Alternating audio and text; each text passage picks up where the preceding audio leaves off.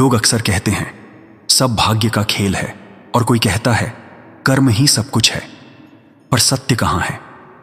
सुनो, भाग्य क्या है? भाग्य हमारे पिछले कर्मों का परिणाम है।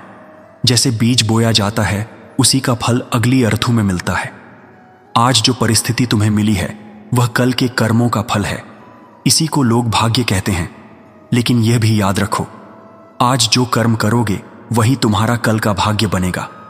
अगर केवल भाग्य को दोष देते रहोगे और कर्म नहीं करोगे तो आने वाला कल और भी कठिन होगा। उदाहरण से समझो, अगर किसान कहे मेरे भाग्य में अनाज नहीं है और खेत में बीज ही न डाले तो फसल कैसे उगेगी? भाग्य बीज बोने की गारंटी नहीं देता, बीज बोना कर्म है।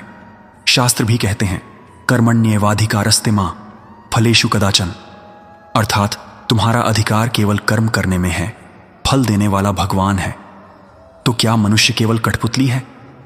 नहीं, मनुष्य को कर्म करने की स्वतंत्रता मिली है।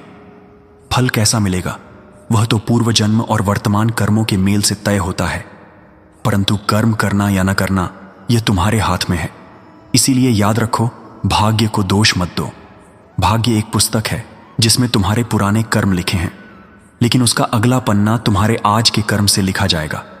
ज्ञानी पुरुष कहता है जो भाग्य को समझकर भी कर्म करता है वही सच्चा पुरुषार्थी है, क्योंकि वही अपने जीवन को अंधकार से प्रकाश की ओर ले जाता है।